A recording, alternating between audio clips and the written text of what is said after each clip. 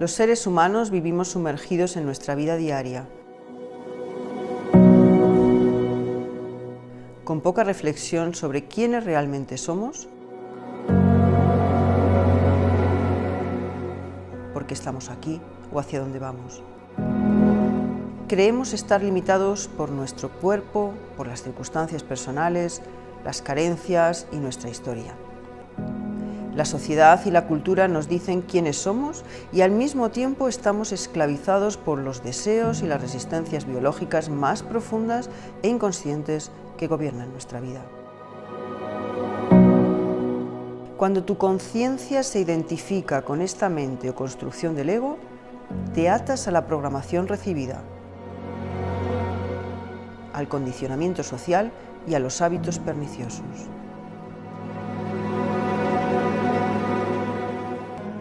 En esta tesitura tan complicada, ¿se puede despertar? No solo se puede, sino que estamos convencidos de que este es el gran objetivo de nuestra vida. Por eso conversamos con expertos en este apasionante tema y cubriremos una gran variedad de enfoques psicológicos y espirituales, con el fin de ofrecer un camino hacia la autotrascendencia comprensible y accesible a todos los interesados en progresar y elevar su nivel de conciencia. Si quieres cambiar el mundo, el proceso debe comenzar por ti. Despierta.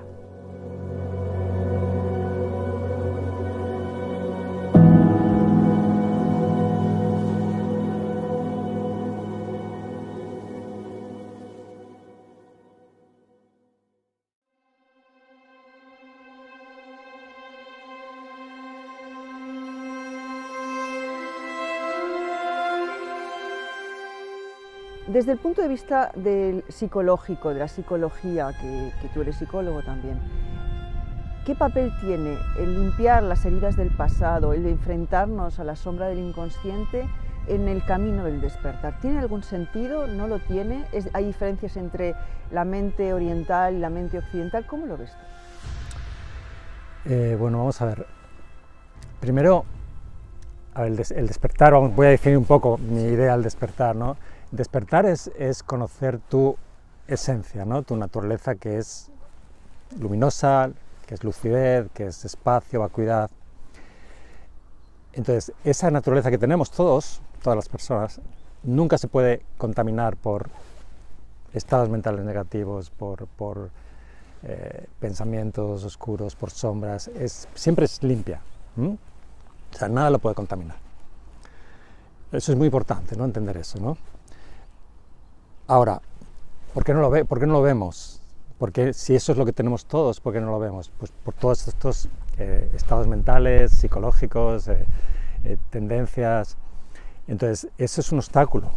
No es algo que forma parte de nosotros. Entonces, es un obstáculo que hay que limpiar. Entonces, ¿qué pasa? Que si tú no conoces tus tendencias negativas y además las tienes reprimidas, y están muy escondidas en el fondo de tu psique, no puedes limpiarlas. Entonces, si entiendes que hay que limpiarlas para poder ver lo que eres, ¿no? Es muy importante y es muy necesario. Y yo creo que una de las cosas que pasa muchas veces en las enseñanzas tradicionales es que hay una explicación de los estados mentales negativos, pero no es suficientemente específica y concreta, de modo que muchas veces no vemos nuestra negatividad, ¿no? Por ejemplo, lo que en psicología lo que llamamos la sombra, ¿no? Hay una serie de estados mentales que están ocultos, que nosotros nos avergüenza sentir o nos sentimos culpables y entonces no queremos verlos y hemos hecho como una especie de amnesia o una negación se llama y no los vemos, ¿no?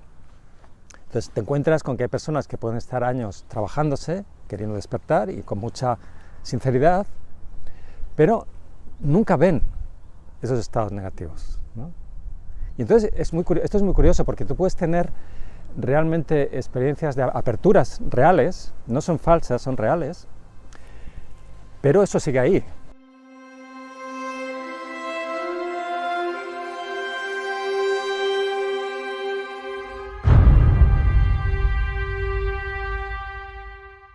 ¿cómo se puede transitar de lo que tú llamas del yo personal al yo transpersonal?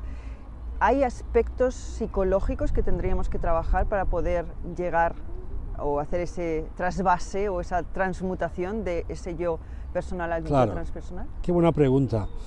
Sí, yo siempre me he imaginado como un puente, tránsito entre la parte psicológica y la parte espiritual, pues somos seres psicoespirituales. Ahora es cierto que le hemos puesto estas palabras transpersonal, más allá de la persona, está muy bien. Mira, yo lo he ido organizando de manera que me he imaginado como 5 despertares antes del gran despertar. Despertar solo hay uno, el de toda la vida, el que la gente reconoce desde el misticismo como aquel amor que nace dentro de ti, aquella expresión de la vida cuando descubres que la vida no está fuera, que la vida está dentro de ti. Entonces ese descubrimiento te lleva ya a otra dimensión. Pero eso puede ocurrir, puede ser que no ocurra. Generalmente ocurren trazos, ocurren pequeñas aperturas donde vas descubriendo que aquí hay algo que va más allá de todo lo que puede ser visto y nombrado. Entonces me he imaginado siempre desde el campo psicológico y espiritual ese puente. El puente no es un puente real, sino somos nosotros. Nosotros somos que estamos en medio del cielo y de la tierra. Entonces ese puente somos nosotros. Entonces nosotros tenemos que trabajar para que esas dos partes no estén separadas, sino estén integradas. Como muy bien dijo Jung, estamos llamados a ser íntegros, no perfectos.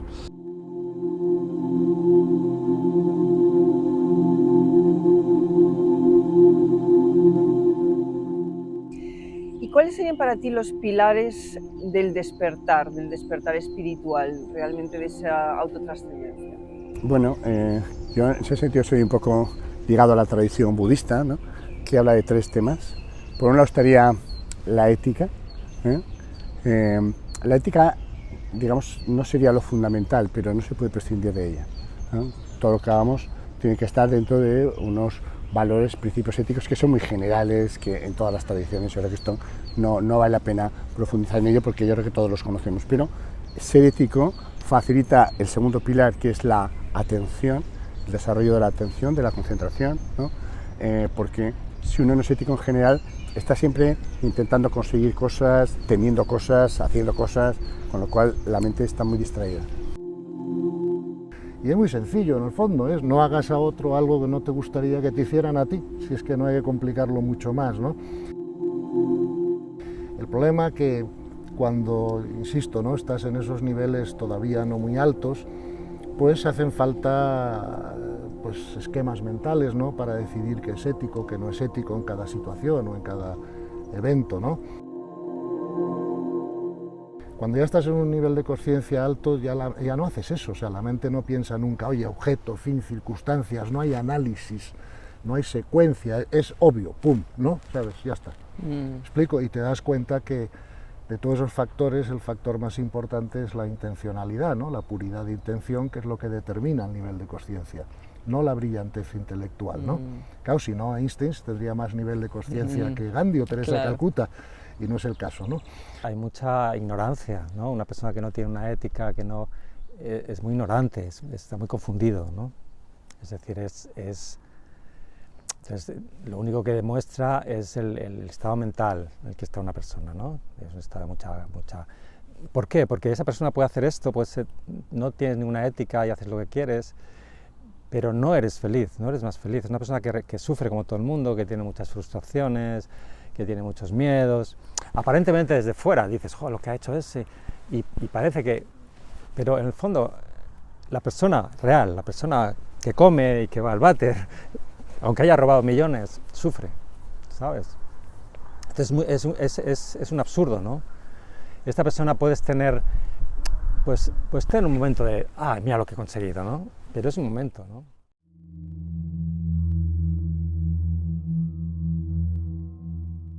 El problema del punto de partida es que una ética sin fundamento místico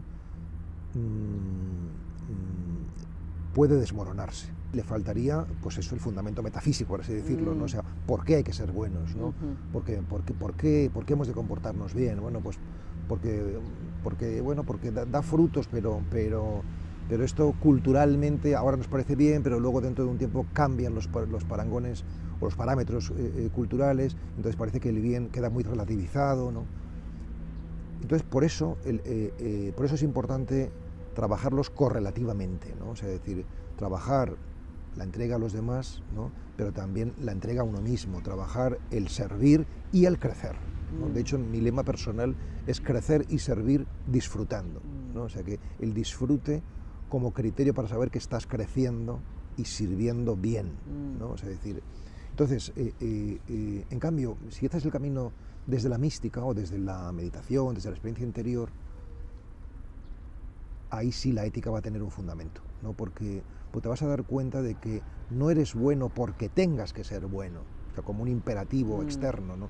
Sino que eres bueno, te comportas bien porque has descubierto que el otro no es otro, sino que eres tú mismo, ¿no? Y entonces, ¿cómo no te vas a comportar bien contigo mismo, ¿no? O sea, es decir, que la compasión es la consecuencia del descubrimiento de que somos uno, ¿no? Y eso es a donde te lleva la experiencia mística, precisamente. Es muy importante entender, ¿no? Esto es muy curioso porque cuando tú vives con una ética de no hacer daño, eres mucho más libre. Pero eso no se entiende así. Normalmente se piensa que si tienes una ética e intentas comportarte bien, estás como reprimido, ¿no? Como que no es verdad. Tienes mucha más libertad. Esto lo dicen mucho los monjes, ¿verdad? Sí, pero es que es una verdad, o sea, no es propaganda.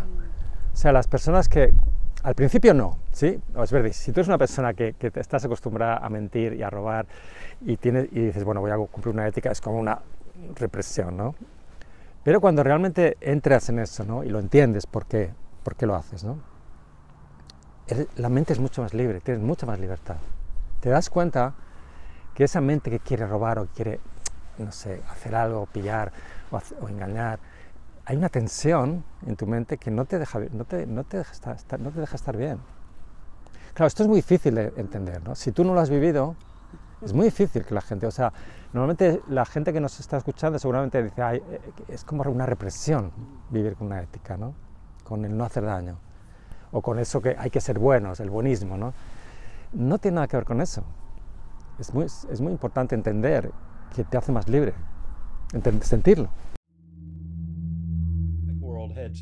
Es fundamental no solo hablar sobre estas ideas, sino también vivir de acuerdo con ellas. No se trata solo de meditar y despertar a esta comunión de almas y espíritu compartido, sino de vivir nuestras vidas y tomar decisiones que reflejen ese conocimiento superior. A medida que la ciencia avanza en el reconocimiento de la unidad y de esta fuerza unificadora del amor, nosotros también podemos hacerlo a través de nuestras propias técnicas de meditación. Sin embargo, lo realmente mágico es lo que hacemos en este mundo, cómo vivimos nuestras vidas.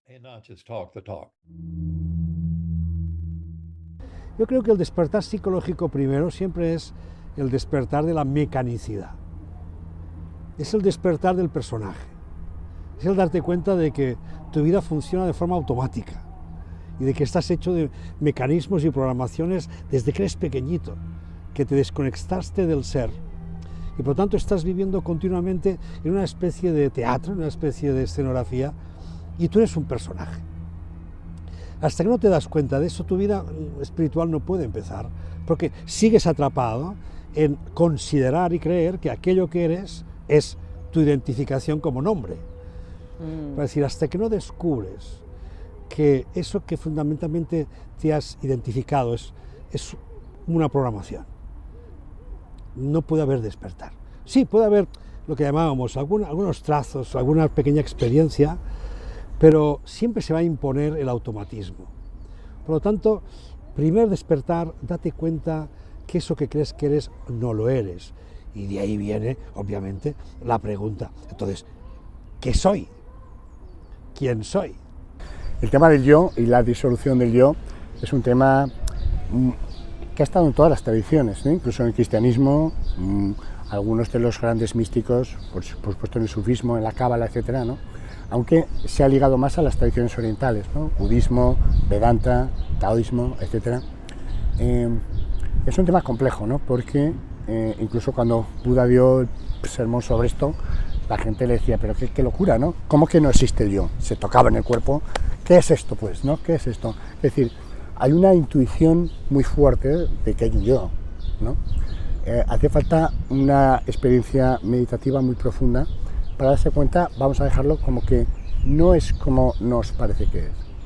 Esto, sin llegar a la deconstrucción, ya ha calado en la psicología. En la psicología ya se acepta que mucho de nuestro sufrimiento tiene que ver con el yo, con las etiquetas del yo. Entonces yo le diría a la gente que observen cómo el yo se compone de unas 50 etiquetas que tienen que ver pues, con mi profesión, con mi nacionalidad, mi ideología política, religiosa, la pertenencia a grupos, los valores, que es uno de los temas que más en sociedades polarizadas como ahora vemos hasta qué punto los valores movilizan, ¿no? Entonces, una menor identificación con estas etiquetas del yo disminuye el sufrimiento.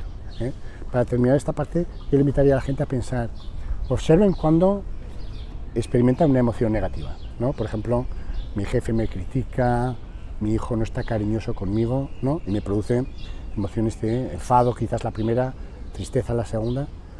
Les invitaría a que observen que siempre hay una etiqueta del yo que se desafía cuando ocurre una emoción negativa. Cuando mi jefe me critica, la etiqueta es que yo soy un buen profesional, sea la profesión que sea. Cuando mi hijo no está cariñoso, la etiqueta que implícitamente, porque no es explícito, se desafía es que yo soy un buen padre. Siempre hay una etiqueta del yo. Si pudiésemos desidentificarnos las etiquetas del yo, ya no en otro mundo si existe, sino en este, sufriríamos mucho menos, porque yo siempre comparo el yo como una especie de cabezudo con el que vamos golpeándonos con el mundo porque estamos defendiendo cada una de esas etiquetas. Hay como 3 o 4 etiquetas en cada persona que le generan el 70% de las emociones negativas. ¿No? Imagínate que yo estoy muy identificado con la psiquiatría o con mi nacionalidad o con lo que sea, y el 70% de mi sufrimiento va ligado a esas 3 o 4 etiquetas que intento defender, ¿no?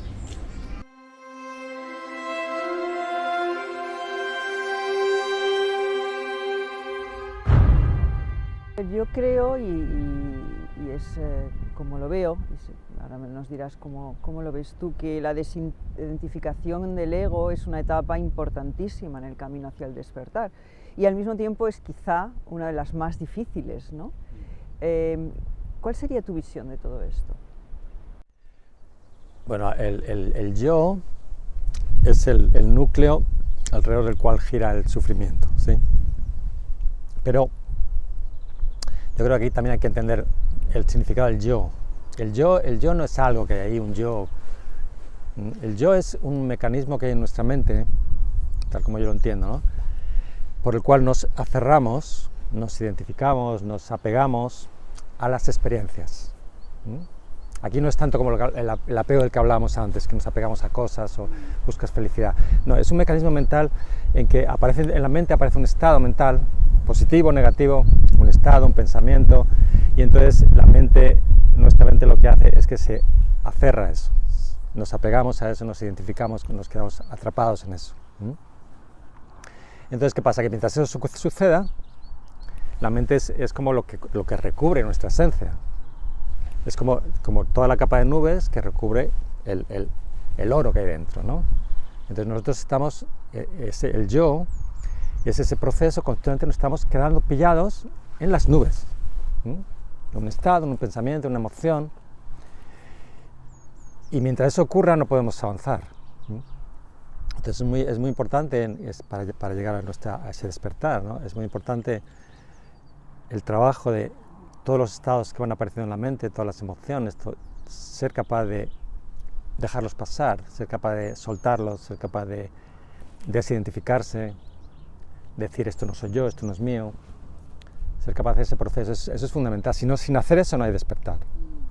Puede ocurrir, hay gente que le ocurre, ¿no? Que tú haces meditación, haces una práctica y en un momento dado se produce un momento en que no hay ese enganche y es como que en un momento las nubes se apartan, tienes como esa suerte o esa bendición, como quieras llamar, y entonces ves esa esencia, ¿no? Eso puede ocurrir espontáneamente, ¿no? Pero si no hay un trabajo de deshacer este mecanismo mental, las nubes vuelven, ese despertar se pierde. Nos creemos mucho el yo, ¿no? Cuando hablamos, por ejemplo, de despertar, yo quiero despertar, ya empezamos mal. No despiertan, tú no despiertas, yo es el problema de despertar. ¿En qué nos parecemos al yo que éramos hace 20, 30 años, 40? En nada, pero hay un elemento que lo justifica, que es la biografía. La biografía es el relato que nosotros nos hemos comentado para justificar esos cambios increíbles, absurdos. Muchas veces queremos dos cosas contradictorias a la vez, ¿eh? Entonces, la mejor forma de ver esa inconsistencia del yo es ver las incongruencias que tenemos en cada momento. Queremos cosas diferentes, que tenemos sobre todo históricamente, esto ha sido espectacular, pero que solo se justifica con la biografía. Romper la biografía, que se rompe con el diálogo interno, hace que el yo pase de ser un yo biográfico, que es como lo vivimos, a un yo experiencial, que es lo que hasta la neurociencia la acepta ya, es simplemente estar en el momento presente, sin ese diálogo interno, experimentando lo que ocurre, pero sin todas las etiquetas que nos hemos contado a lo largo de la vida y que solo se mantienen por el diálogo interno que yo tengo conmigo mismo. Todas las tradiciones espirituales nos han dicho que hay que desidentificarse con el ego. ¿Por qué? ¿Por qué esta necesidad?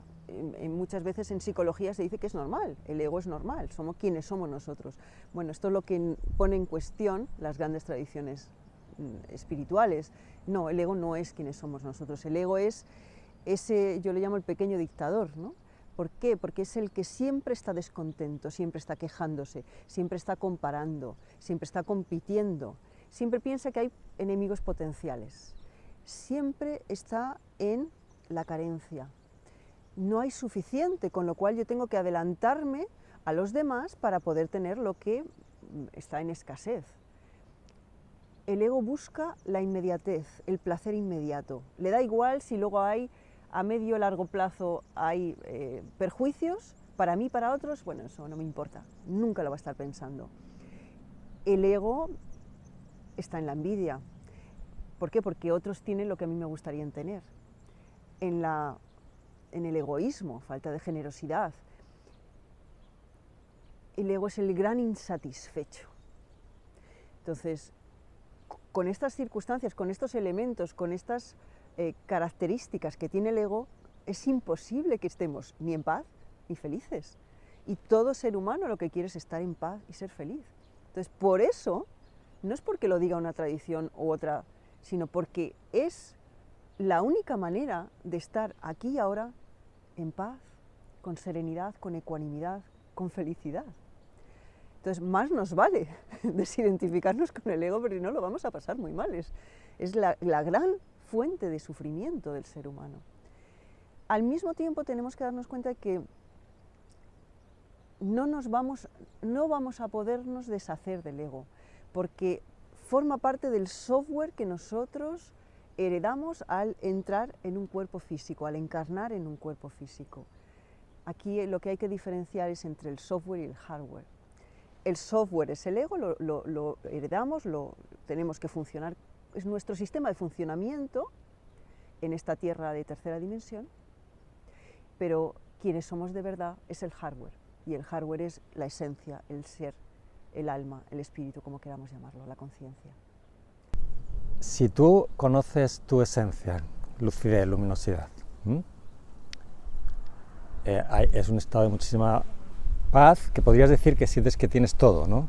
No necesitas nada, no puedes tener apego a nada, o sea, no te puedes apegar a, o sea, es como, hay tanta paz que no te puedes apegar a ningún objeto en el mundo, la cosa más maravillosa que te puedas imaginar, no te puedes apegar porque siempre es peor. Entonces, ¿qué pasa? Igual que la aversión, ¿no? En el estado que estás, nada es amenazante, nada es ningún peligro, nada te puede hacer daño, con lo cual no puedes tener aversión a nada. No hay lugar, ¿no?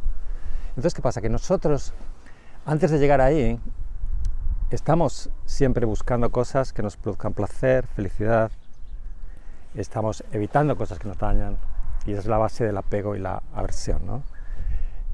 Entonces, esa energía que ponemos constantemente en buscar algo que me produzca felicidad o tener cuidado, no la pongo en despertar. Es un ruido mental, es movimiento. Entonces no puedo mirar lo que hay aquí.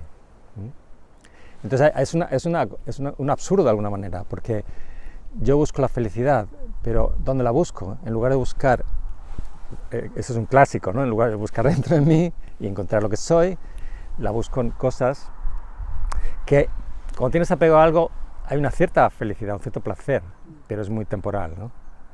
El desapego es una de las grandes, digamos, por llamarlo de alguna manera, virtudes espirituales, ¿no? Que todos, una vez más, que todos los grandes maestros nos han insistido, ¿no? Te decía antes que en el budismo, pues, el deseo egoico, ¿verdad?, es una de las causas que Buda identificó del sufrimiento, ¿no? El sufrimiento humano es, en el fondo, al menos el sufrimiento mental, que no lo distingo del dolor físico, ¿no? El sufrimiento mental yo lo definiría como la resistencia mental a lo que ocurre. Entonces, en ese sentido, el apego es algo que tenemos que trabajar porque mientras estés apegado a algo, tú crees que tu felicidad depende de ese algo, ¿no? O tu estado. Y claro, con el desarrollo espiritual, la felicidad solo puede venir de tu interior, no de nada exterior, ¿no? Porque además todo lo exterior es cambiante, siempre es cambiante. Acuérdate del famoso refrán americano, ¿no?, que dice que solo hay 3 verdades en el mundo, 3 certezas, ¿no? La muerte, los impuestos y el cambio. Entonces, claro, el desapego es una de las cosas que hay que trabajar, ¿no? Porque la paz interior inalterable se alcanza cuando tú puedes mantener esa paz, sean cual sean las circunstancias exteriores, ¿no? Yo insistiría que el desapego no es indiferencia, es un error frecuente, ¿no? La gente dice, sí, se está desapegado, es un indiferente. No. Vuelvo a insistir, el desapego viene por una clara visión, sabiduría de la impermanencia. O sea, yo sé que voy a tener que separarme de todo, de mi pareja, de mis hijos, de mi trabajo, de este mundo, de mi juventud, que ya la perdí hace mucho, ¿no?, de mi cuerpo, etcétera, etcétera, ¿no? Tener una clara visión de la impermanencia facilita ese desapego, pero insisto, ese desapego no es indiferencia, porque tú ves a las personas, al mundo, con un cariño increíble, porque es fascinante. A los seres intentas ayudarles a que disminuyan el sufrimiento lo que pueda, pero no hay un apego, no hay un deseo de necesariamente volver a verlos, porque sabes que la felicidad está dentro de ti y que esto está condenado a desaparecer, no está condenado a la impermanencia, ¿no? Este es el gran... Buda decía, los objetos tiemblan por la impermanencia. La sabiduría es eso, si tú puedes ver como todo tiembla por la impermanencia, difícilmente podrías apegarte, pero eso no quiere decir que no puedas disfrutar de esto, porque es increíble. Estar vivo es increíble.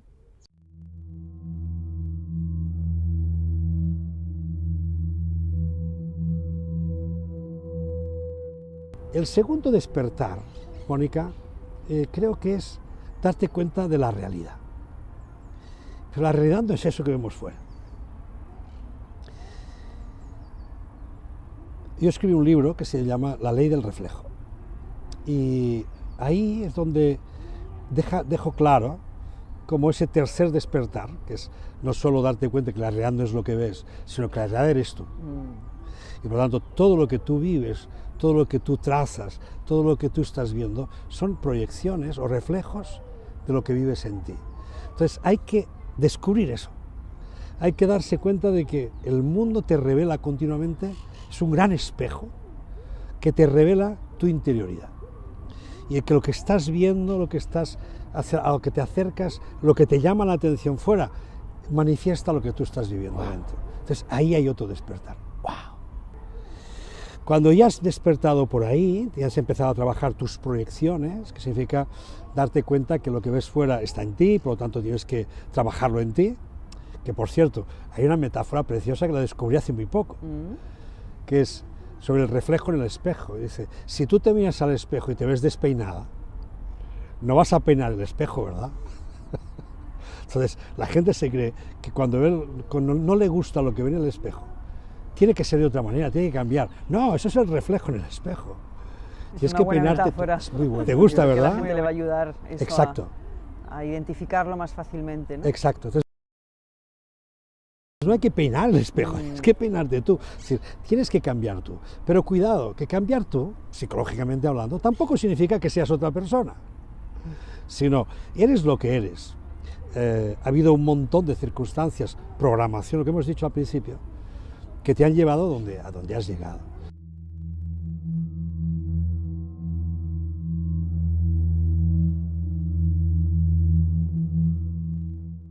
Esta pregunta, ¿qué soy yo?, te va quitando capas. Entonces vas entrando en un proceso de desidentificación de todo lo que tú creías que eras y que vas descubriendo que no eres, ¿no? Yo no soy mi cuerpo, aunque desde luego estoy encarnado en un cuerpo, ¿no? O sea, yo no soy mis emociones porque son transitorias y fugaces, yo no soy mis pensamientos porque hoy pienso una cosa y mañana pienso la contraria, no soy mis sentimientos que son subproductos de los pensamientos.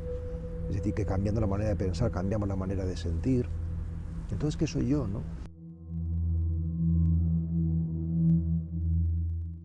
Pues tú eres lo que queda después de que quitas todo eso, ¿no? O sea, ¿y qué queda después de todo eso? Pues podríamos decir el testigo, es decir, el que mira todo eso, o podríamos decir el alma, o podríamos decir el yo profundo, cada uno pues según su lenguaje, ¿no? A mí me gusta la palabra alma, significa ánima, ¿no? O sea, y también viene de mi tradición, ¿no? Pero, entonces, habitar en esa pregunta, o mejor dicho, en el territorio interior al que te abre esa pregunta, eso es muy fecundo. Y eso te hace, digamos, ir accediendo de manera progresiva a la luz, ¿no? A la identidad, ¿no? O sea, al ser, o como quieras tú llamarlo, ¿no? Hasta que de alguna manera empiezas a darte cuenta de que la pregunta no la respondes, porque no es una pregunta que admita una respuesta teórica, intelectual, mental, sino que la respuesta a esa pregunta es la convivencia serena y alegre con la propia pregunta. O sea, es decir, que lo que se hace es desarticular el veneno de la pregunta, ¿no? Y entonces la pregunta se convierte en algo amable y en la vida misma. O sea, la pregunta y respuesta es lo mismo, ¿no? Esto es muy bonito. La gran paradoja, ¿verdad? Sí, sí, o sea, decir que habitar serena y alegremente en la pregunta es la respuesta, ¿no? a la vida, ¿no? Fundamentalmente en las enseñanzas espirituales históricas, ¿no? Siempre se ha dicho, se ha determinado que existen como dos caminos distintos para llegar a Roma, ¿no? Uno es el camino de la devoción, ¿no? Que en sánscrito se llamaba bhakti, que es el camino pues de la oración constante, del mantra, de la meditación, de las buenas obras, ¿no? Y bueno, es un camino, y ese camino tiene una ventaja, que es más sabroso que el otro, y tiene una desventaja, que es más inestable que el otro, ¿no? Luego está el camino de la sabiduría, ¿no? El camino de la comprensión espiritual, del conocimiento, y no me refiero solo a conocimiento intelectual, ¿no? Sino a conocimiento verificado, que es a lo que llamamos sabiduría, y ese tradicionalmente se ha llamado jnana, ¿no? Y claro, hay personas que están genéticamente y su destino pues es más favorable a seguir un camino o el otro. Los dos se juntan al final, ¿no? Porque la claridad de mente abre el corazón y la apertura del corazón aclara la mente, ¿no? O sea que al final uno tiene que ver para uno cuál es el camino, digamos, que más te conviene, que más está hecho para tu genética, para tu destino, ¿no? En mi caso, yo he seguido más el camino del conocimiento, ¿no? A la comprensión. No he desechado el otro, he meditado, he hecho mi práctica espiritual, pero veo que me ha llevado más rápido a la paz interior, quizá porque yo no soy un monje, no soy un hippie, soy un hombre racional, he hecho un máster en Harvard, no sé, vengo del mundo de la empresa, y entonces a mí, o sea, comprenderlo mentalmente, pues me facilitó mucho el hecho de que la mente dejara de ser un obstáculo, ¿no? Insisto, el que sigue el camino devocional, pues claro, tiene unas ventajas, pero tiene el inconveniente que luego a lo mejor le ocurre la vida y pierde la paz, ¿no? Entonces, sobre el camino de la comprensión, ¿verdad?, que es el camino que yo más conozco experiencialmente, creo que se apoya sobre tres patas, ¿verdad? La primera pata es, llamaríamos, la información correcta, porque claro, es malo practicar en la información equivocada, ¿no? Si a una persona me pregunta, oye, yo quiero aprender a jugar al golf, y le digo que hay que dar la bola por aquí, pues por mucho que se entrene, no la va a poder pegar muy lejos, ¿no? Ya está estudiado el movimiento, ok. ¿Ves? Información correcta. La segunda pata es el entrenamiento en esa información, porque solamente saber acerca de ello no te hace crecer, lo que te hace crecer es convertirte en ello, ¿no? Bien. Por lo tanto, entrenamiento, ¿no? Es la segunda pata. Pero claro, el problema es que si nos entrenamos con información equivocada, pues ahí no acabamos teniendo un gran fruto, ¿no? Por eso la información correcta es la primera parte. Y la tercera parte de este camino del conocimiento, ¿no? De la comprensión, es lo que yo llamo pues la gestión de la energía, ¿no? Porque claro, yo puedo tener una comprensión espiritual y puedo tener mucho entrenamiento, pero si voy a dar una conferencia para intentar explicarla, ¿no? Y llevo 4 noches sin dormir y estoy agotado y tal, pues no voy a poder expresar, no sé si me explico, ¿no? Lo que he comprendido o lo que sé o lo que puedo. Entonces esas 3 patas son muy importantes, ¿no? Fíjate que los grandes maestros, en mi opinión, por supuesto que tenían una gran comprensión espiritual y mucho entrenamiento, pero sabían manejar muy bien su energía, ¿no? Eso es lo que les distingue, porque cuando baja la energía, pues claro, ya no podemos expresar, ¿no? Porque lo que sabemos, ¿no? Entonces yo creo que esas 3 patas son importantes, ¿no? Información correcta, entrenamiento en la información y gestión de tu energía.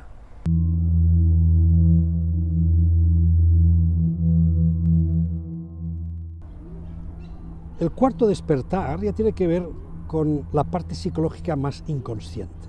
Esa es la más difícil, precisamente porque es inconsciente. Entonces esa es la que anida nuestros miedos. Ahí está lo que ha quedado apegado, incluso de otras vidas, que voy arrastrando y que son esos miedos que me llevan o bien a pegarme o bien a tener aversión a algo. ¿Y sabes qué ocurre, Mónica? Que si no resuelvo eso, aunque yo siga creciendo en conciencia, eso sigue estando ahí por resolver. Háblanos, por favor, un poquito más de cómo esto es importante y cómo se puede trabajar. Sí, mira, en primer lugar hay que entender que el proceso de crecer en conciencia no es un proceso que lo dirija uno. Y yo no puedo decidir tener más conciencia. Y yo puedo postrarme ante todos los maestros que tú quieras. Puedo leer toda la bibliografía que existe hoy en día sobre la conciencia, sobre la espiritualidad, todos. Pero eso no me va a hacer crecer más en conciencia. Me va a dar más información. Me va a dar puntos de referencia. Pero el crecimiento de mi conciencia es inconsciente. Se produce a un nivel que yo no lo rijo, no lo controlo. Por lo tanto, lo único que puedo hacer es yo irme preparando, ir optando, ir creando condiciones para que eso pueda suceder. Pero nunca sabré cuándo va a suceder, ni va a suceder por mi voluntad, porque no es un ejercicio de mi voluntad. Entonces, ese crecimiento, uno sabe que ha sucedido cuando de repente se levanta un día y dice, me veo diferente, veo a los demás desde otro lugar y estoy sintiendo la vida de otra manera. Ahí has descubierto que ha pasado algo. Pero ¿qué ocurre? Que eso ha crecido, pero también te das cuenta que sigues atrapado en ciertas conductas que te devuelven a ciertas condiciones de apego o de aversión, que son aspectos que en ti no se han desarrollado, no han crecido. Se quedaron ahí, en tu pasado. Claro, si no te das cuenta de eso, por mucho que vayas creciendo, eso te va siempre echando para atrás. Te tira para atrás y no te permite que crezcas en coherencia, porque ahí está la clave. Puedes seguir creciendo, pero ¿hay coherencia en ti? Entonces esa coherencia viene cuando estos aspectos pueden ser integrados. Fíjate que no resueltos, pero sí integrados. Y digo no resueltos porque hay aspectos que están ahí en nuestro inconsciente, que incluso los traumas, que lo sabemos todos, que pueden quedar ahí anclados en nuestra vida, pero podemos trascenderlos, de algún modo podemos ir más allá de ellos, podemos tenerlos como gestionables para que no nos molesten en ese camino más profundo. En cambio, si ocupan el primer lugar, pues ahí vamos a tener problemas. Y fíjate que son fundamentalmente dos cosas. ¿A qué me apego? Pues ahí dependencias emocionales, dependencias que llevo de cosas que siempre me han gustado, placeres, cosas inmediatas del ser humano que son las que tenemos siempre a disposición. Comida, bebida, el juego, en fin, placeres en general. Lo sensual. Lo sensual. De los sentidos. Y ahí quedamos apegados. Y no lo soltamos. Y ahí vienen adicciones. Tanto apegos, adicciones. Y por otro lado, fobias. No, esto yo no puedo. No lo soporto. No quiero entrar ahí, no quiero entrar ahí. Pero entonces no puedo integrar todas las experiencias de mi vida. Entonces estoy faltado. Entonces, siempre voy a avanzar, pero voy a recordar que tengo algo que me falta. Voy a recordar que tengo algo no resuelto y algo que de vez en cuando no me permite ser coherente. Tanto ahí es donde tenemos el trabajo inconsciente.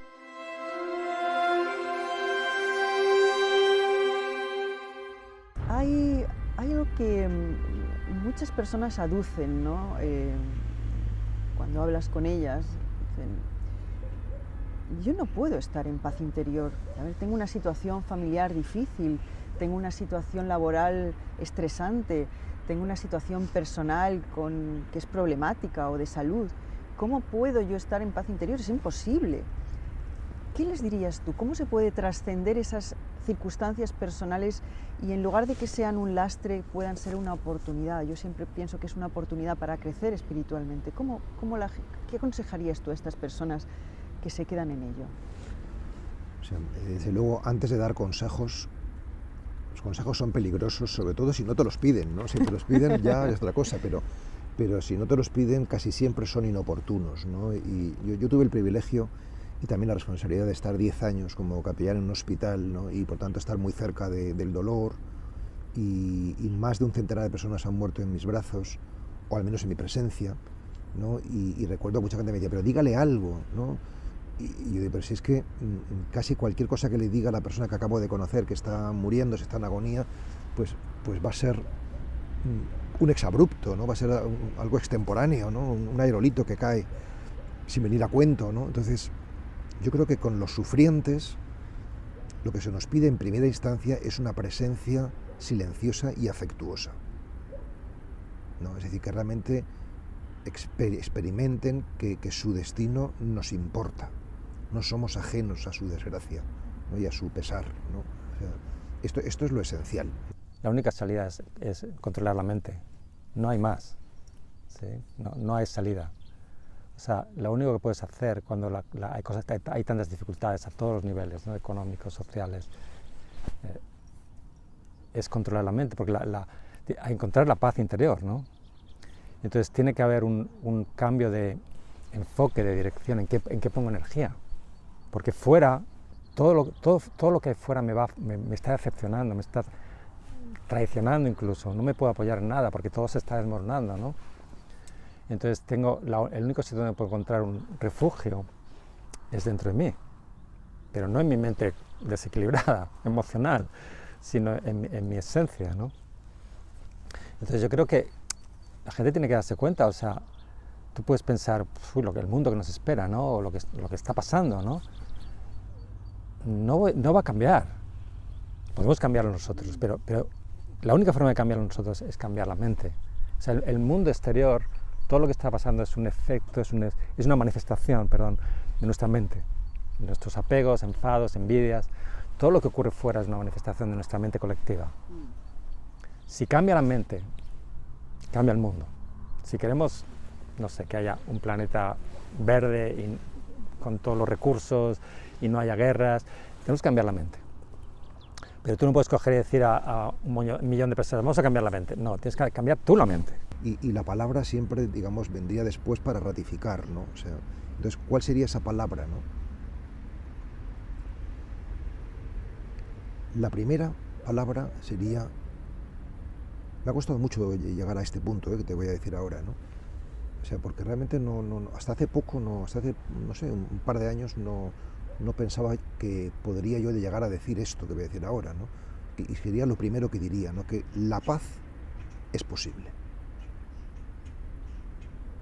La paz imperturbable es posible. O sea, ¿por qué? Porque somos paz. O sea, no tenemos paz, pero somos eso. Entonces algo ha pasado que nos ha desordenado, nos ha confundido, lo hemos perdido, pero somos eso, ¿no? O sea, ¿y por qué puedo decirlo tan taxativamente y con tanta seguridad? No porque yo esté ya por encima del bien y del mal, ¿no?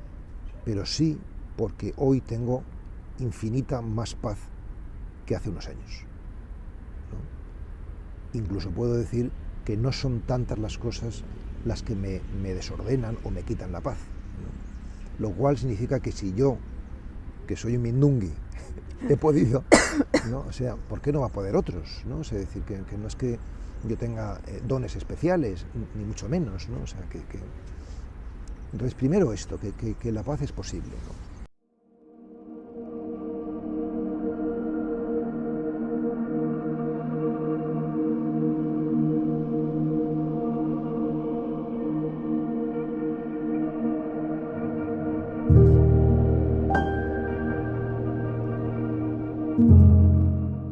Es posible la liberación del sufrimiento. Porque al final lo que nos impide estar en paz es sufrir. O sea, ¿qué es lo que uno tiene que darse cuenta? Pues uno tiene que darse cuenta de que el sufrimiento es un sentimiento y que los sentimientos son opcionales. ¿Esto qué significa? Significa que cuando te dan una noticia, por ejemplo, ha muerto alguien, la tristeza la pones tú. No está en la noticia, ¿no? Es decir, tú puedes recibir la noticia de que ha muerto alguien y decir, pues será que había llegado su hora y punto y final, ¿no? O qué bien que ha terminado este peregrinaje y ya pasa a otro nivel, pues más interesante, ¿no? O lo puedes vivir de muchas maneras, ¿no? Entonces, hay algo cultural y fundamentalmente egoico que nos hace vivir la vida en clave de sufrimiento o en clave de drama, ¿no? Y entonces el camino espiritual está precisamente para comprender que esa clave no es necesaria, no es imprescindible, podemos incluir y trascender todo. O sea, podemos incluir un sentimiento de rebelión o de pesadumbre, pero trascenderlo, no quedarnos en eso, y esa es la tarea, ¿no? Entonces, yo ¿qué les propondría a las personas que preguntan esto, ¿no? Pues le propondría lo que de hecho estoy proponiendo a la gente que quiera hacer el camino conmigo, ¿no? O sea, y es la vía corporal, la vía contemplativa y la vía cognitiva. Es decir, el cuerpo, el silencio y la palabra, que son los tres ámbitos del trabajo espiritual, ¿no? O sea, es decir, que si cultivamos de manera sistemática, regular, consciente, estas vías, el cuerpo, la palabra y el silencio, vamos creciendo y vamos caminando hacia la paz. Fíjate que hemos empezado por hablar de la mecanicidad. Si entiendo lo que es una programación, entenderé que es un bucle entre tres cosas: pensar, sentir y hacer. ¿Qué es una programación que una persona arrastra desde pequeñito? Una forma, un bucle de pensar, sentir y hacer. Por lo tanto, está todo íntimamente vinculado. ¿Qué tengo que trabajar? Las tres cosas. Tengo que trabajar las creencias, tengo que trabajar mi conducta, y de ahí me daré cuenta que empezarán a cambiar mis emociones. También es importante que me dé cuenta de cuál es la emoción dominante en mi vida. ¿Qué emoción es la que tarde o temprano siempre acabo ahí? Ostras, siempre acabo rechazando, siempre acabo largándome, siempre las repeticiones. Entonces, detrás de las repeticiones descubrimos que hay emociones nucleares que están atrapadas, que pertenecen a pensamientos que en su momento tuvieron mucha fuerza y ya no los recordamos, y que nos llevan a actuar de una determinada manera. Por lo tanto, tengo que cortar ese circuito. Entonces, más que una exploración desde el punto de vista de conocer muy bien el campo emocional, que eso hoy en día tenemos tanta información que ya casi no es necesario. Bueno, sí es necesario, pero que está muy a mano. Más que conocer las emociones y cómo funcionan, es darte cuenta de la programación. Y ahí hay un punto fundamental, que es que esas emociones, cuando aparecen siempre en presente, pero pertenecen al pasado. Entonces, es un problema. ¿Por qué? Pues lo estoy sintiendo ahora. Entonces, Mónica, te voy a decir, pero lo estoy sintiendo. Y tú me vas a decir, pero esto no es de ahora. Pero lo estoy sintiendo. Ya, pero es un programa. Pero lo sigo sintiendo. Ya, tendrás que desidentificarte de eso. Tendrás que escuchar qué mensaje te trae, qué creencias están ahí detrás. Pero también tendrás que aprender una cosa fundamental: desobedecer. Si sigo haciéndole caso al programa, si sigo funcionando según esa programación, por mucho que me digan, y eso es lo que te dice todo el mundo, pero es que tengo la angustia aquí, y yo ya entiendo lo que me dices, pero no me quito la angustia. Entonces, claro, la angustia se convierte en la que dirige mi vida. Experiencia emocional nuclear. Siempre acabo en la angustia. Vale, pues ahora ya sabemos que ahí es donde tienes que empezar a desidentificar, a soltar, a no estar pendiente de ello, porque si no, vas a caer una vez más en la misma programación, vas a repetir el círculo, vas a repetir la historia y vas a creer que no puedes hacer nada. ¿Qué consejo podrías dar para los que dicen, pues es verdad, me identifico con esto, yo tengo esta emoción negativa muy fuerte que me surge, yo ya me he leído los libros, he escuchado a mucha gente en YouTube, pero yo no sé cómo desprogramarme? Claro, la primera es darte cuenta de esa emoción, porque fíjate tú que mucha gente esa emoción la entiende como verdadera, incluso está identificada hasta tal punto que cree que es la base de su identidad. Por lo tanto, ¿cómo suelto eso? Claro. Entonces, lo primero de todo, reconocerla como lo que es. ¿Qué es? Una emoción nuclear, probablemente atrapada en mí desde hace mucho tiempo, que está dirigiendo mi identidad y por lo tanto ahí tengo que empezar a verla un poco de lejos. Segundo, no actuarla. No la voy a actuar más. La voy un poco a desobedecer. Pero sí voy a estar atento. ¿Y eso a dónde me lleva? Porque esa experiencia está sostenida por una creencia que se armó en algún momento de mi vida, de la que ya no soy consciente. Tú imagínate esa madre que ante la muerte de su hijo, en el funeral, en el momento del entierro, se promete a ella misma: nunca más podré ser feliz. Y se lo jura. Pasan los años, esa mujer o ese hombre que ha vivido esa experiencia, al cabo de un tiempo, vive situaciones de la vida cotidiana, va a una celebración y empieza a sentirse un poco bien. Tiene como un sentimiento de una cierta felicidad. Inmediatamente la corta. Inmediatamente se pone a pensar en su hijo. Inmediatamente se pone triste. ¿Qué te ha pasado? ¿Estabas contenta? No lo sé, pero es que me ha venido y no sabe que le ha venido. Le ha venido el mandato que se juró que nunca más podría ser feliz.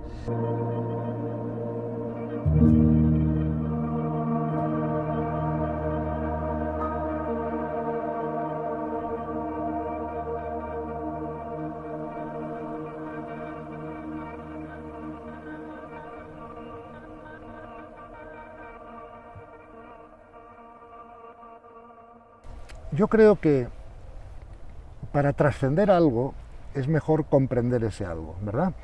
Entonces, cuando comprendo algo, pues puedo trabajar con ello mejor que si no lo comprendo, ¿no? Eso en todos los órdenes de la vida.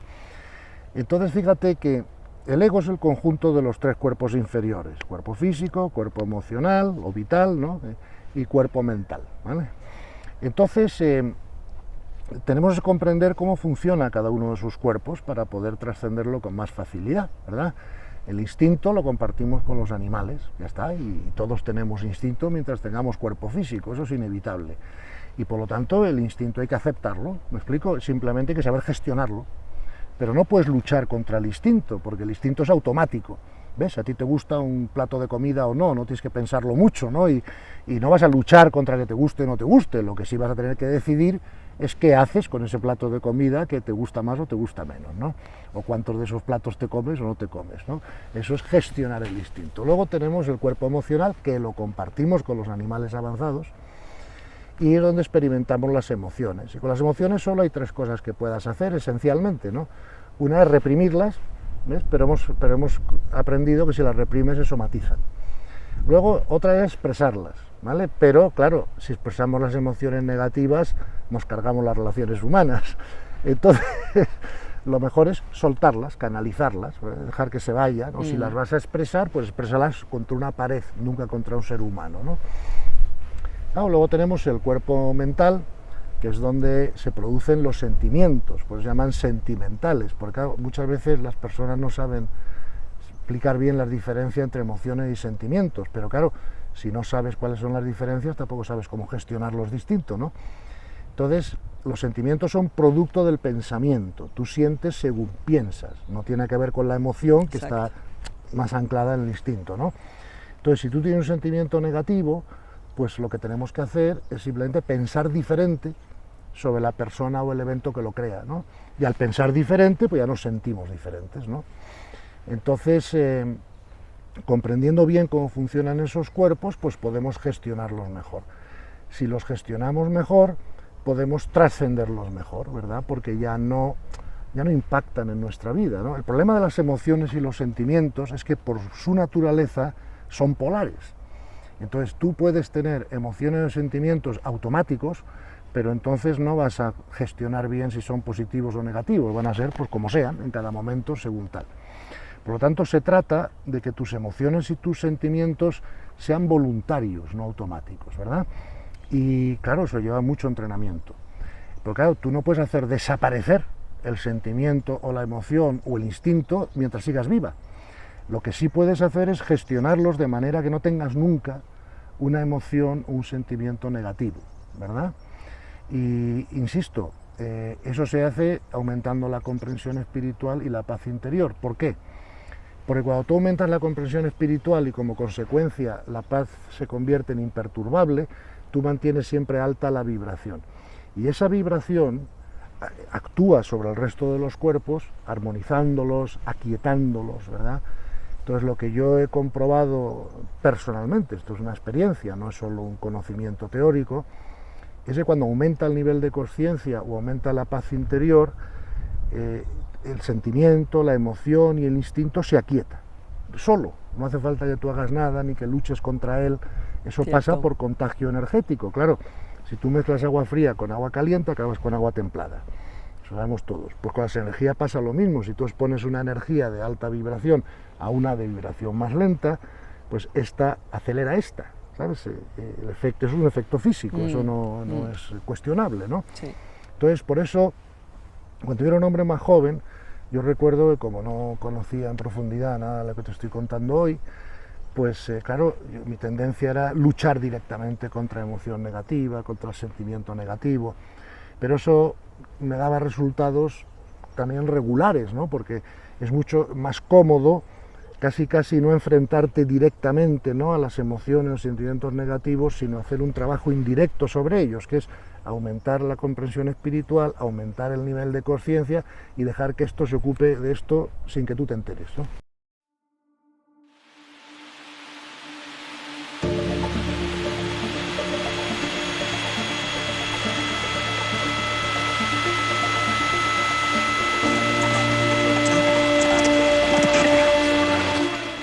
Estamos en un mundo en el que el ruido, la cacofonía es lo que prima. La gente no sabe estar en silencio, pone la televisión para que haya alguien hablando por detrás. Si tenemos ese tiempo en silencio se rellena con información, con chatear, con redes sociales. ¿Cómo crees tú, ves tú, que el silencio nos puede ayudar al crecimiento interno? El silencio es el gran tema, es la gran cuestión, ¿no? Por la sencilla razón de que sin silencio la palabra no nos llegaría. y por tanto no habría comunicación, no habría posibilidad de comunión, al menos verbal, ¿no? Es decir, que silencio y palabra son las dos caras de la misma moneda, ¿no? Eso significa que el silencio es en orden a la escucha. El verdadero absoluto no es el silencio, sino la escucha, ¿no? Y cuando la gente piensa en el silencio, pues piensa en ausencia de sonido. Pero claro, ahora mismo estamos en un contexto natural y no hay estrictamente hablando silencio absoluto, sino que se escuchan pues pasos de alguno que camina, el viento, los pajarillos, en fin, o sea, hay sonidos, ¿no? Entonces el silencio es algo más que ausencia de sonido, ¿no? Por eso me gusta hablar no solamente de silencio, sino de silenciamiento. Es decir, el silencio apunta a lo exterior, mientras que el silenciamiento apunta a lo interior, ¿no? Es decir, que se trata de acallar la mente, ¿no? Que hace mucho ruido, que somos víctimas de este parloteo interior, ¿no? Y esto es muy importante, ¿no? Porque de lo contrario, si estamos siempre en el ruido, no solamente externo, sino interno, pues sencillamente no hacemos la experiencia interior, no nos descubrimos a nosotros mismos, ¿no? Ante el ruido, el silencio. Ante el gentío, el retiro. Entonces tenemos opciones. Por suerte, hoy no tenemos que ser monjes, a no ser que lo quiera ser, evidentemente. Como decía Gurdjieff, ni la vida del monje, ni la vida del fakir, ni tampoco la vida del yogi, ¿no? El que se dedica solo a conocer. Hoy, sin que le pongamos el nombre de cuarto camino, pero muchas personas están viviendo ya una espiritualidad en su cotidianidad y pueden integrar en su propia persona, en su entorno y en lo que viven, esos aspectos que poco a poco te van transformando interiormente. Porque al final, repito, esto va de convertirse, va de una conversión interior hasta que todo tu ser ya vive en ti y ya no te acuerdas de ese ego que tienes. Pero eso es toda una vida. O vidas. O vidas. Yo creo que vidas más bien. O vidas. Esto es un largo camino. Por lo tanto, sé paciente, sé humilde, en el sentido de humus, de tierra, de aceptar que eres de la tierra, no eres un dios. Y en esta tierra te está dando la oportunidad de que reconozcas lo que es de verdad, lo que es auténtico. Y el reconocimiento de la verdad es otro despertar. ¿Por qué es importante el silencio? Para conocerse. O sea, el propósito de la práctica meditativa, que es la práctica del silenciamiento, es el autoconocimiento, ¿no? ¿Y para qué es importante conocerse? Para amar, para amarse, porque no podemos amar lo que no conocemos, es imposible, ¿no? ¿Y para qué es importante amarse? Porque si no te amas a ti mismo no puedes amar a los demás, y porque nadie puede dar lo que no tiene, ¿no? ¿Y por qué es importante amar a los demás? Pues porque si no te enteras de que va la vida, ¿no? La vida fundamentalmente va de esto, de amarse unos a otros, ¿no? Y entonces por eso, en última instancia, pues el propósito del silencio es vivir, es estar en la vida, ¿no? Y si estás en la vida, solamente en ese caso, podrás empezar a estar en la vida con mayúscula, ¿no? Podrás empezar a intuir, a vislumbrar la vida con mayúscula, ¿no? La vida del espíritu, la vida de la energía, ¿no? La vida de verdad.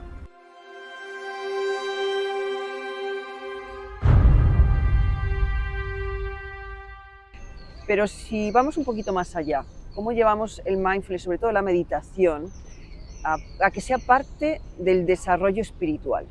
¿Cómo lo ves tú? Sí, fíjate, la idea que se tiene desde la psicología contemplativa, ¿no? Que es, digamos, lo que yo más defiendo, es que las técnicas meditativas pueden utilizarse a 3 niveles. El primer nivel sería de terapia. Ahí lo que intentan es disminuir el afecto negativo, el malestar de la gente. Tiene que hacerlo alguien que sea terapeuta con pacientes, clientes o como queramos llamarlo. Un segundo nivel es el del bienestar psicológico, lo estábamos hablando también fuera de cámara, ¿no? Y ahí lo que se intenta es aumentar el bienestar, el afecto positivo. Es diferente, ¿eh? Fíjate que 1/3 de la población va a tener algún tipo de patología psiquiátrica, 2/3 no, pero de los 2/3 que no van a tener ningún tipo de trastorno, la mitad, es decir, 1/3 de toda la población mundial no va a ser feliz. Mindfulness y otras técnicas ahí tienen un gran peso porque la gente no es feliz sin tener una patología. Y el tercer nivel sería el espiritual. Las tradiciones meditativas se han utilizado siempre para este desarrollo espiritual, para esta unión con lo absoluto, como queramos llamarlo, ¿no? Y lo que es muy importante, y yo insisto siempre a la gente, es que no son caminos independientes. Es decir, uno medita, mejora el malestar, aumenta el bienestar y conecta directamente con los aspectos espirituales, ¿no? No hay un punto de ruptura. Si sigues meditando, va a ocurrir eso necesariamente. Por tanto, es conveniente saber qué cambios se producen a nivel espiritual con la práctica de la meditación. Porque aunque tú no tengas como instructor ningún interés, si tus clientes, estudiantes practican, van a contactar con eso. La herramienta es pararse a observar la experiencia. Entonces yo le diría a cualquier persona que no haya hecho meditación y a cualquier persona que haga meditación, sentarse a observar las experiencias, todo lo que estás experimentando, sin inventarte nada, sin elaborar nada, y tratar de vivir las experiencias con apertura, sin juicios. Entonces día tras día, ¿no? Lo que estés experimentando lo observas, ¿no? Observar eso, ese sería el primer paso, ¿no? Ser capaz de hacer eso, ¿no? Eso no es fácil, es muy simple el ejercicio, pero no es fácil. Primero porque hay cosas que no queremos ver, como hemos visto antes. Luego hay cosas que quiero sentir y no están ocurriendo. Yo querría sentir algo y se supone que si yo voy a meditar quiero sentir algo, y entonces pasan días y días que no sientes nada, y entonces no es fácil estar ahí. Y lo que ocurre, lo que nos ocurre a casi todos, si yo hago esta práctica, a los pocos días digo, pero yo aquí no siento nada, voy a hacer otra cosa. Y voy a buscar una meditación y voy a repetir un mantra, o voy a hacer un mandala, o voy a hacer algo que sea más interesante, ¿no? Trato de meditar 1 o 2 horas al día. Sé que es mucho tiempo, pero si puedes dedicarle 15 o 20 minutos diarios, puede ser muy beneficioso. La clave es hacerlo de manera regular. El objetivo de la meditación es alejarse del ruido mental y de esa voz interna, la que Michael Singer llama compañero de cuarto molesto, en su libro El alma sin ataduras. Es importante entender que esa voz no es tu conciencia. El misterio de tu conciencia es la consciencia misma. En la meditación puedes darte cuenta de que no tienes que identificarte con ese pequeño ego lleno de miedos y ansiedades. En realidad, eres un alma mucho más sabia. Durante la meditación, puedes poner en pausa esa pequeña mente egoica, esa voz en tu cabeza, y así volverte más expansivo, conectando con la mente primordial y un mayor sentido de ti mismo, que se alinea con la mente del universo. Yo siempre digo que la medida de la profundidad de la meditación, ¿no? De, digamos, el éxito, por así decir, ¿no? De la meditación es el día a día, ¿no? Uno puede llegar a estados muy profundos en la meditación, pero luego en la práctica informal, en el día a día, mostrar incoherencias tremendas, ¿no? ¿Qué tiene que mostrar en el día a día? Sobre todo aceptación. Yo comentaba que se considera que es el resultado principal de la meditación. Es decir, esa aceptación hace que difícilmente puedas enfadarte con nadie, difícilmente puedas ver cosas negativas en nadie, difícilmente tengas expectativas especiales sobre lo que tiene que ocurrir, ¿no?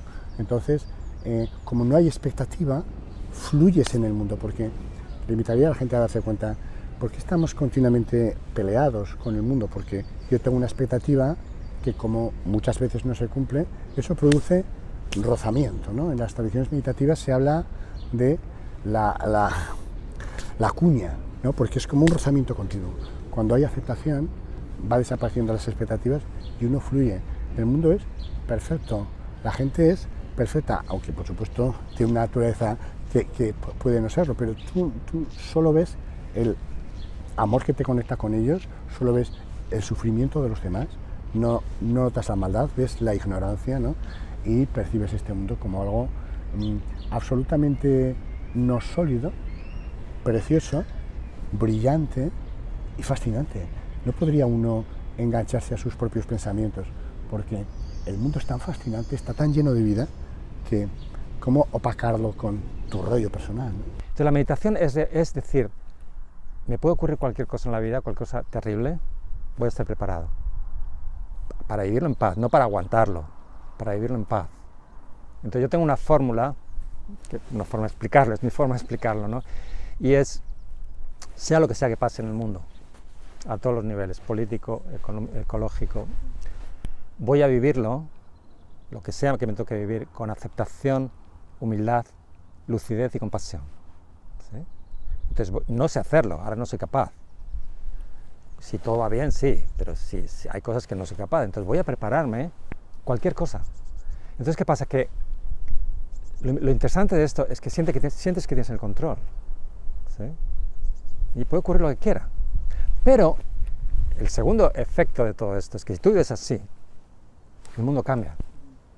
Si tú dices, voy a vivir con apertura, aceptación, humildad, lucidez y compasión, eso tiene un efecto. Y entonces no ocurre eso que tú estás temiendo, no ocurre. Especialmente si hay un montón de personas que viven esto, se vuelve colectivo, no va a ocurrir.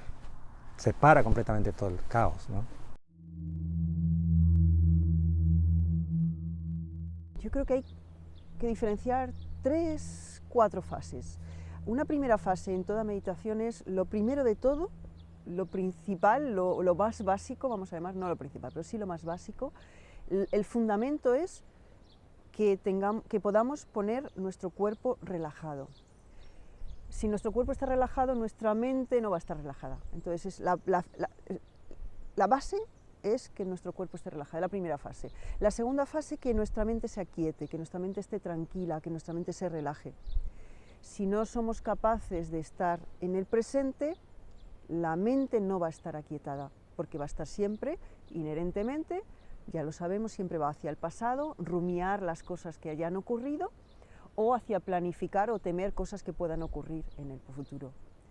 Entonces esa sería una segunda fase. Una tercera fase, estas 2 primeras son 2 en las que la mayoría de las personas se quedan, y en donde el mindfulness es donde el mindfulness pone casi todo su foco, y donde nos solemos quedar porque la tercera fase es mucho más difícil y se necesita mucho más tiempo durante cada meditación, y tiempo en cuanto a tiempo recorrido, cuántos años llevamos, cuánto tiempo hemos dedicado a la meditación, porque esa tercera fase es la más difícil. Y esa tercera fase es la fase espiritual. Entonces, podríamos decir que las 2 primeras fases es como acercarse a la orilla del mar. Es lo que nos va a permitir acercarnos a la orilla del mar. La tercera fase, la espiritual, es la que nos permite meternos en el mar. Y es la fase en la que ya no solo soy un cuerpo que estoy intentando calmar, soy una mente que estoy intentando aquietar, no. Ahí es donde empezamos a sentir, soy una esencia, soy un ser, soy un espíritu, soy un alma, que ya no está separada de todo lo demás. Estoy conectada con el todo. Y esa tercera fase es la más difícil de llegar. Pero yo todavía daría una 4ª fase, es lo que llaman samadhi. Es una fase de concentración. En el camino óctuple que enunció Buda es la última fase, es la fase de la concentración correcta, ese es el samadhi. El samadhi es cuando tú ya entras en un estado en el que no solo empiezas a sentir que eres esencia, que eres ser, sino que tienes el convencimiento, porque ya no piensas, estás mucho más allá de la mente racional. Te das cuenta de que todo es una ilusión, salvo la unidad. Y esa es, obviamente, la fase más difícil, pero también es la fase a la que estamos llamados a llegar. Tú dices que el nuevo paradigma es la interioridad, estoy muy de acuerdo contigo. ¿Cómo crees tú que podemos cambiarnos, transformarnos, transmutarnos desde dentro y que eso tenga un efecto fuera, tanto en nuestra vida como a nivel global? O sea, no hay que hacer nada para que tenga un efecto fuera.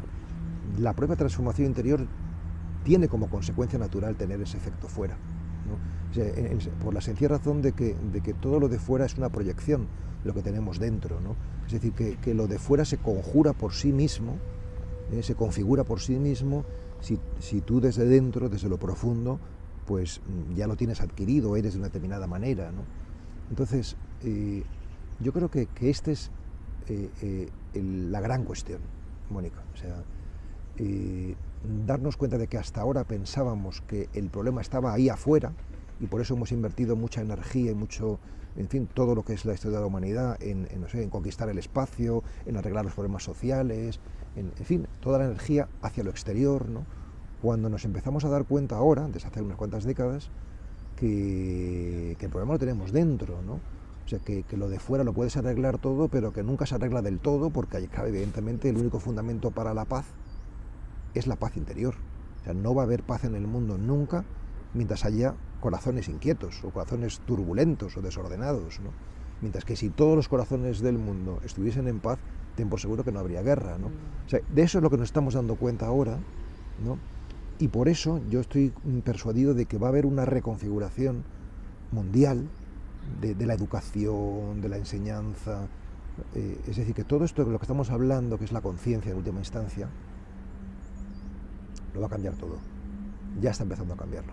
Si estás metido en ese rollo superficial, etcétera, hártate. Hártate. Hazlo hasta que no puedas más. ¿Por qué? Va a ser la única manera. A veces no, casi siempre, por desgracia, respondemos más por compulsión que por convicción.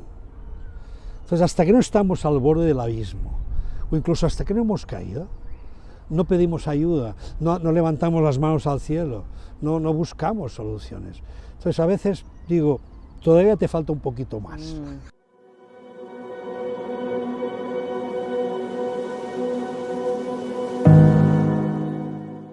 Si tú ves lo que distingue, ¿no?, a los que hemos llamado místicos, ¿no?, en la historia de la humanidad, del resto de las personas que consideramos más, pues, normales, ¿no?, es el cambio de percepción, ¿no? Es el hecho de que los místicos han conseguido dar realidad en sus mentes a la realidad espiritual, ¿no?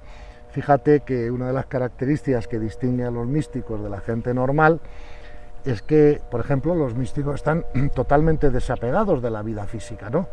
Y tienen hasta prisa en morirse, ¿no? Porque claro, saben a dónde van, saben qué pasa, y quién quiere estar en un hotel de 2 estrellas cuando puede estar uno de 7, ¿no? Y fíjate, San Pablo, ¿no?, ¿quién me liberará de este cuerpo de muerte? O Teresa de Ávila, muero porque no muero, ¿no? Y de los orientales, pues lo mismo, ¿no?, en sus citas, ¿no? Entonces, esa percepción de la realidad espiritual es una percepción extraña, ¿no? Porque nosotros, como tenemos ego y tenemos sentidos físicos, pues solemos dar realidad a lo que percibimos por los sentidos físicos, no a la realidad espiritual, que no es perceptible por los sentidos físicos. Entonces, vamos a ver, la ciencia nunca va a poder probar la espiritualidad, no es su cometido. Sabes que ya San Buenaventura, Nagarjuna, a muchos filósofos han dicho que tenemos 3 ojos, ¿no?, para percibir la realidad: los ojos de la contemplación, los ojos de la mente o de la razón, y los ojos de la medición o de la ciencia, ¿no?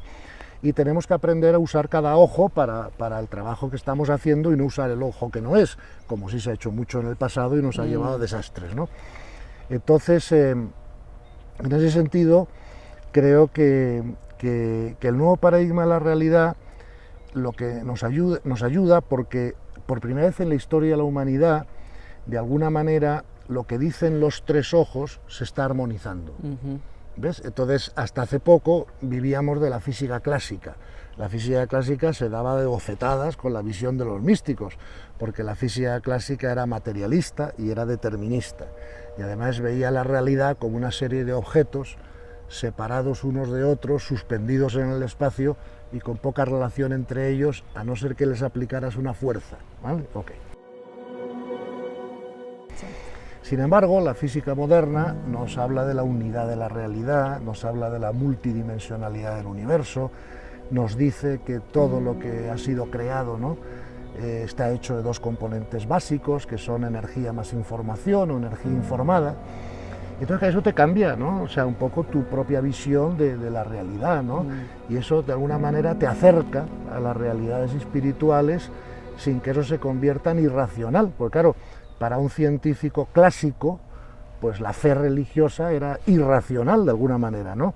Y fíjate que todo lo que es transegoico es transegoico y es transpersonal y por lo tanto transracional, pero nunca irracional, porque lo superior incluye y trasciende, no incluye y disocia.